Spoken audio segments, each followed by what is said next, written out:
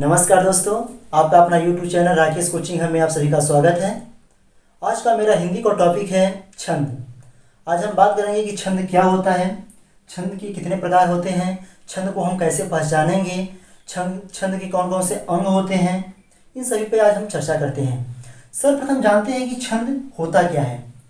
छंद जिस रचना में मात्राओं और वर्णों की विशेष व्यवस्था तथा संगीतमय लयमय व गति की योजना होती है, उसे हम छंद कहते हैं।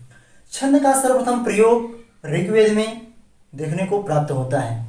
तो हम बोर्ड के माध्यम से देखते हैं कि छंद कितने प्रकार का होता है, छंद के कौन कौन से टाइप्स होते हैं, इनके बारे में हम आपसे भी चर्चा करते हैं। सर्वप्रथम जानेंगे छंद मुख्य रूप से 3 प्रकार के होते हैं और वैसे तो 4 प्रकार के भी होते हैं, लेकिन एग्जाम की दृष्टि से छंद आपके 3 प्रकार के होते हैं।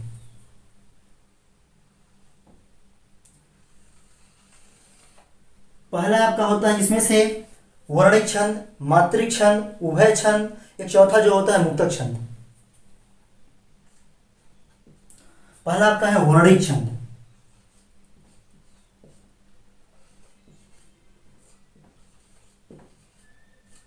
पहला है आपका वर्णिक छंद, दूसरा है आपका मात्रिक छंद,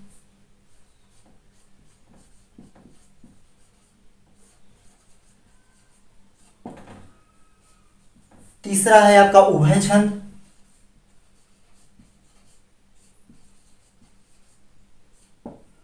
और चौथा जो आपका आता है मुक्तक छंद। मुक्तक छंद मेन रूप से आपके छंद 3 प्रकार के होते हैं, लेकिन 4 भी माना गया है, लेकिन एग्जाम की दृष्टि से 3 होते हैं। वर्णिक छंद, मात्रिक छंद और एक होता है उभय छंद। इन वर्णिक, मात्रिक, उभय छंद तीनों मिल करके 3 और प्रकार होते हैं।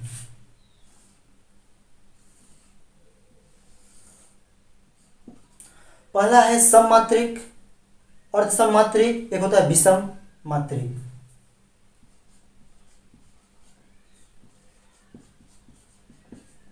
सममात्रिक छंद, दूसरा है अर्धमात्रिक छंद,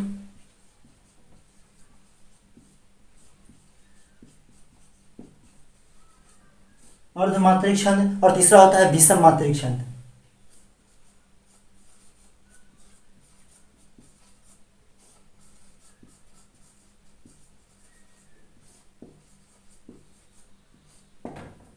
विषम मात्रिक छंद ये तीनों मिलकर के 3 प्रकार के होते हैं। जैसे वर्णिक सममात्रिक, वर्णिक अर्धमात्रिक, वर्णिक विषम मात्रिक, मात्रिक सममात्रिक, मात्रिक अर्ध सममात्रिक, मात्रिक विषम मात्रिक, उभय सममात्रिक, उभय अर्ध सममात्रिक और उभय विषम मात्रिक। इस प्रकार से यह छंद तीनों मिलकर 3 प्रकार के होते हैं। अब हम जानेंगे कि ये कौन कौन से सममात्रिक के अंतर्गत क्या क्या आता है, विषम के अंतर्गत क्या क्या आता है, इन सभी के बारे में हम आपसे चर्चा करते हैं।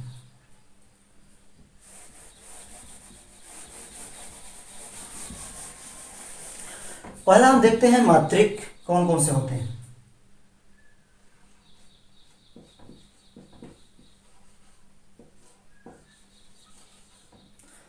तीन होते हैं।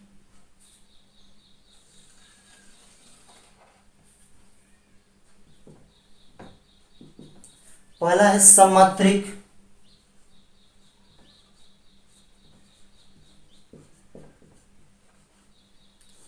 सममात्रिक। फिर सममात्रिक के अंतर्गत आपका क्या क्या आता है, रोला, गीतिका, हरि गीतिका और चौपाई।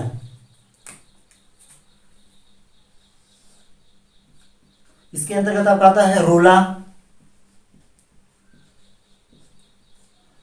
रोला की मात्रा कितनी होती है, 24 होती हैं। दूसरा आता है गीतिका, दूसरा आपका आता है गीतिका।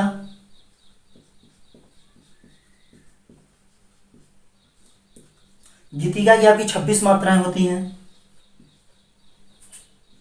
इसके बाद आता है हरि गीतिका।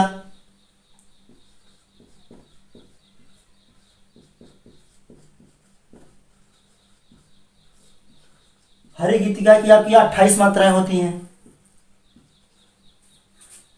इसके बाद आपका सम मात्रिक में लास्ट आता है चौपाई, जिसकी 16 मात्राएं होती है।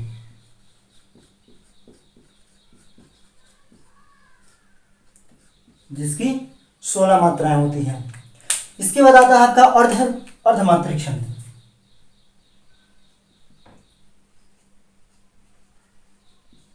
अर्धमात्रिक अर्धमात्रिक के अंतर्गत भी निम्न प्रकार के होते हैं, जैसे दोहा 24, सोरठा 24, दोहा 24 हो गया, सोरठा भी 24 होते हैं।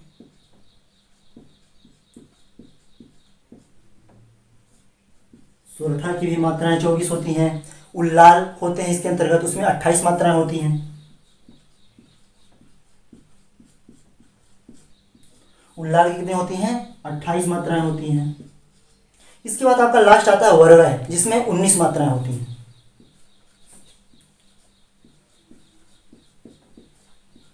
वरवय में 19 मात्राएं होती हैं। इस प्रकार से विषम मात्रिक छंद के अंतर्गत भी आते हैं।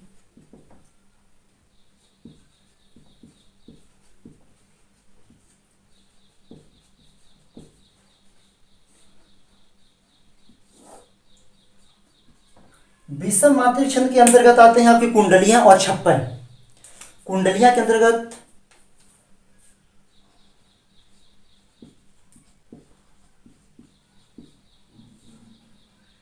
ये जो कुंडलियां होती हैं, कुंडलियां में भी दो होते हैं, एक होता है दोहा, एक होता है रोला। इस प्रकार से एक है दोहा, एक होता है रोला, जिसमें दोहा की मात्राएं इसमें 2 होती हैं और रोला की मात्राएं 4 होती हैं। इसी प्रकार से आपका छप्पर आता है।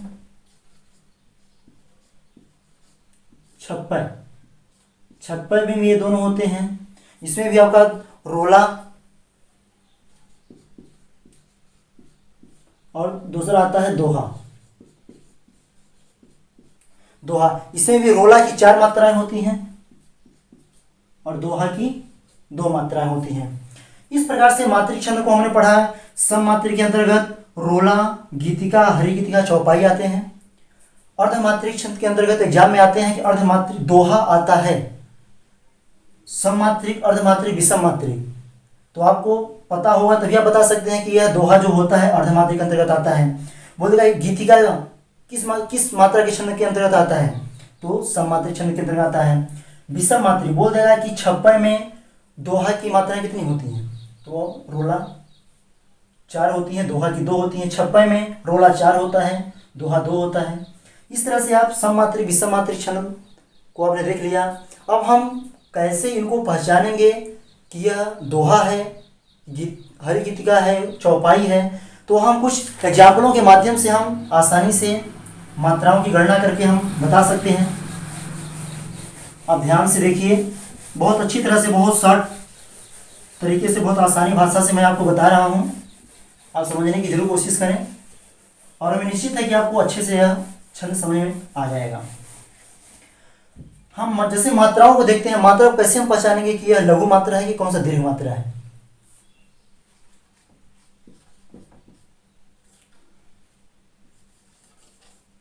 जैसे मात्राएं जैसे होती हैं, मान लीजिए मात्रा 2 होती है आपकी। एक मात्रा होती है लघु और एक आपकी मात्रा होती है दीर्घ। लघु के अंतर्गत आपके ये सिंबल होता है, इसका मतलब होता है 1, और दीर्घ का सिंबल होता है यस टाइप का, इसका मतलब होता है 2 गणना, मात्रा गणना वहां पे होगी।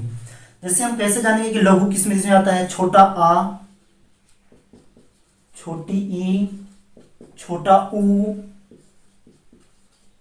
री, क्री और ये चंद्र बिंदु। अगर ये आएगा तो इसमें लघु की गणना होगी। और दीर्घ में बड़ा आ, बड़ी ई, बड़ा ऊ, ए, आए, ओ, आओ, अंग आहा, अंग आहा। ये जब आए तो आप जान लीजिए कि दीर्घ मात्रिक छंद के अंतर्गत आता है। ये अगर पता रहेगा कि छोटा आ छोटी ई छोटा ऊ री क्री और चंद्रबिंदु जब आए तो आपका ये मात्रा लघु आएगा। बड़ा आ बड़ी ई बड़ा ऊ ए आए ओ औ अंग आहा के अंतर्गत आएगा तो आपका ये सिंबल आएगा, दो उसकी मात्राओं की गणना होगी। तो आसानी से हम पहचान सकते हैं। अब जैसे हम आपको एग्जाम्पल कुछ देंगे, उन एग्जाम्पल के माध्यम से आप आसानी से इन्हें पहचानिए। जैसे जय हनुमान ज्ञान गुण सागर, एग्जाम्पल आपको एक मैं दे रहा हूं। आपको इसमें पहचानना है कि यह दोहा है, चौपाई है, क्या चीज है। जय हनुमान, जय हनुमान ज्ञान गुण सागर, ज्ञान गुण सागर।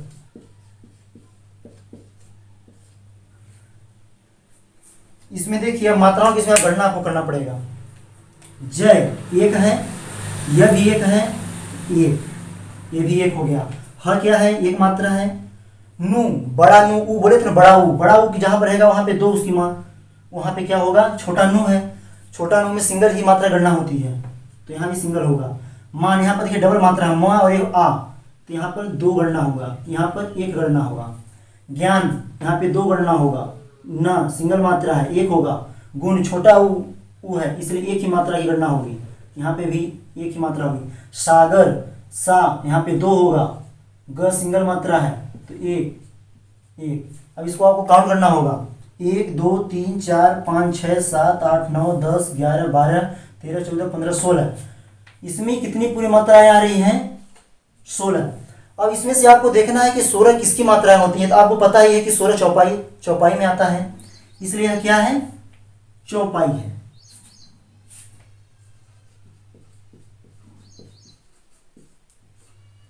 चौपाई है क्योंकि इसमें चौपाई में ही 16 मात्राएं होती है। तो हम काउंट करके देख लिया ना।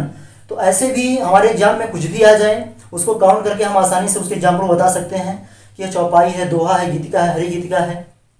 तो उनको हम काउंट करके, बड़ा आ बड़ा ऊ बड़ी ई किया है उसमें 2 काउंट होता है, जिसमें सिंगल किया है उसमें 1 काउंट होता है।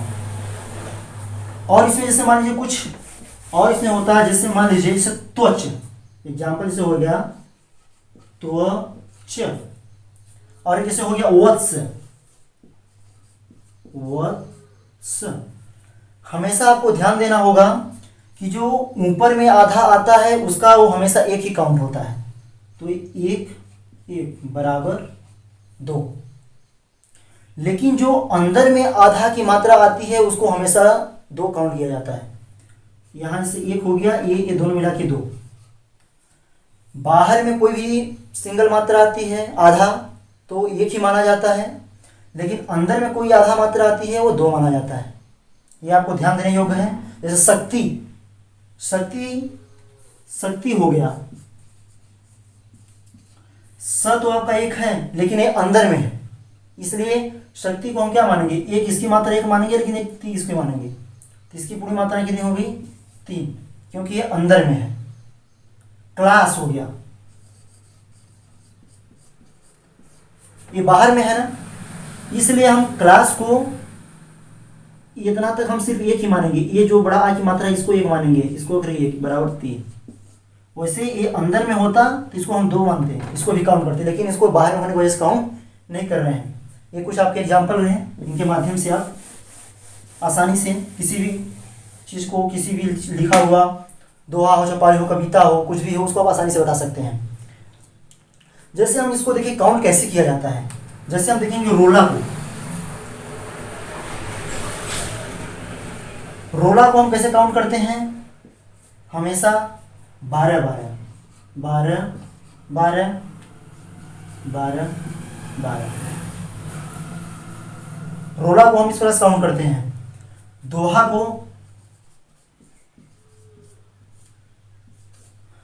को हम 13 11 13 11 13 11 दोहा को। और सोरठा हमेशा दोहा का अपोजिट होता है।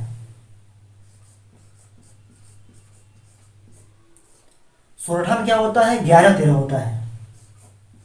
11 13 11 13। दोहा जो होता है इसका हमेशा अपोजिट होता है। दोहा और सोरठा का, दोहा में क्या होता है 13 11 मात्राएं होती हैं, लेकिन जो सोरठा में होता है 11 13 मात्राएं होती है। इसका मतलब अपोजिट होता है। रोला में होता है आपका 12 12 मात्राएं होती हैं। इसी प्रकार से आप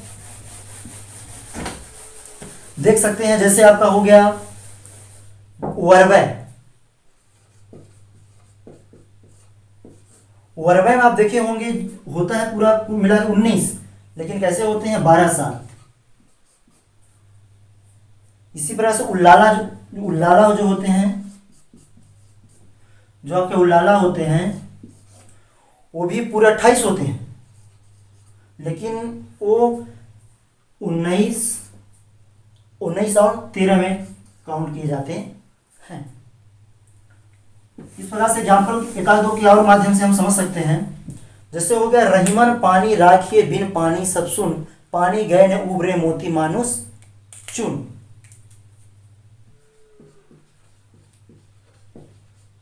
रहीमन पानी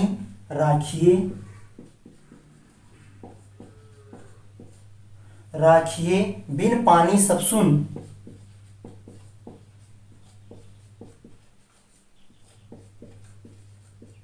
बिन पानी सब सुन। अब इसमें हम काउंट करते हैं ये आखिर क्या है। ए भी सिंगल, ए भी सिंगल, ए भी सिंगल, 1 2 3 4 4 मात्राएं हो गई। इस प्रकार से पानी बड़ा बड़ा आ है, बड़ी नी है, तो 2 2 काउंट होंगे। इसके बाद आप क्या हो गया राखिए बड़ा, ये छोटी है ये है, तो इसमें क्या हो जाएंगे 2 1 2। बड़ा आ ये छोटी खी है इसलिए 1 ही रहेगा, बड़े ए की मात्रा से 2 होगा। बिन में 1 1, पानी में हो जाएगा 2 2, सब में 1 1, सुन में हो गया 2 1। गणना कीजिए 1 2 3 4 5 6 7 8 9 10 11 12 13 14 15 16 17 18 19 20 21 22 23 24। पूरी मात्राओं की गणना कितनी आ रही है 24। अब आपको ध्यान देना होगा कि 24 किसकी मात्राएं होती हैं। तो 24 हमेशा किसकी होती है, दोहा की होती है। दोहा में 24 मात्राएं होती हैं। दोहा में 24 मात्राएं होती हैं। इसी प्रकार से और अधिक से हैं, चौपाई भी हैं, सुन सत्य असीस हमारी, तो उसमें भी आप मात्राएं गणना कर सकते हैं। जब किसी शब्द से पहले आधा अक्षर आए, जैसे त्वच, तो उसे एक ही मानते हैं, लेकिन जब किसी शब्द के बीच में कोई अक्षर आता है तो उसे 2 मात्राएं काउंट करते हैं। इसको मैंने आपसे पहले चर्चा कर चुका हूं। पवन तनय संकट हरणय मंगल मूर्त रूप, ये दोहा है, इसमें भी 24 मात्राएं होंगी, आप काउंट कर सकते हैं। अब हम कुछ यंग अंग की बात कर सकते हैं कि इसके कौन कौन से अंग होते हैं। अंग इसके पूरे 8 होते हैं। अंग पूरे कितने इसमें आते हैं 8। हम 8 की बात करते हैं। पहला आता है चरण पद, चरण या इसी को बोलते हैं पद। दूसरा होता है गति। तीसरा आपका होता है यति या विराम, यति या विराम। तीसरा होता है वर्ण। चौथा होता है आपकी मात्रा। पांचवा है आपका क्रम या संख्या, क्रम या संख्या। फिर नेक्स्ट है आपका तुक। फिर इसके बाद लास्ट आपका आता है गण। तो इसमें हम जैसे चरण की बात करते हैं, चरण या पद आपके 4 या 6 भी होते हैं, 4 या 6 होते हैं। विषम और सम भी होते हैं इसमें। और वर्ण की बात करते हैं तो वर्ण की संख्या लघु और दीर्घ दोनों होती है। ये जो वर्ण होता है यह लघु या दीर्घ दोनों में होता है। गति जो होती है आपकी ये पढ़ते समय लय बनता है, दीर्घ और लघु में। पढ़ते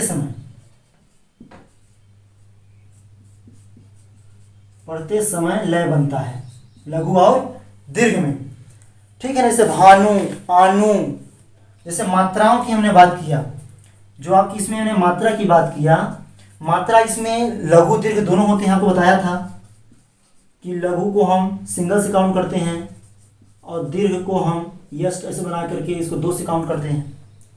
तुक की बात किए, और जैसे अब तुक की बात किए, तुक में क्या आता है? स्वर ओरण, जानू आनू मानू, ये स्वर ओरण आता है, ठीक है।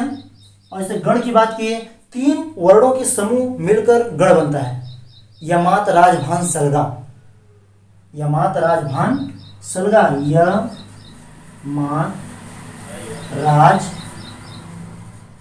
भान सलगा, ये क्या होता है? गण। 3, यह कहना 3 वर्णों से मिलकर बना हुआ है, 3 वर्णों से मिलकर बना है। इस प्रकार से हमारा आज का टॉपिक छंद कंप्लीट हुआ। हमें उम्मीद होगी कि मेरा वीडियो आप सभी को समझ में आया होगा। इसलिए राकेश कोचिंग का वीडियो को लाइक करें, शेयर करें, सब्सक्राइब करें, ताकि नेक्स्ट वीडियो आप तक पहुंचती रहें। धन्यवाद दोस्तों। वंदे मातरम।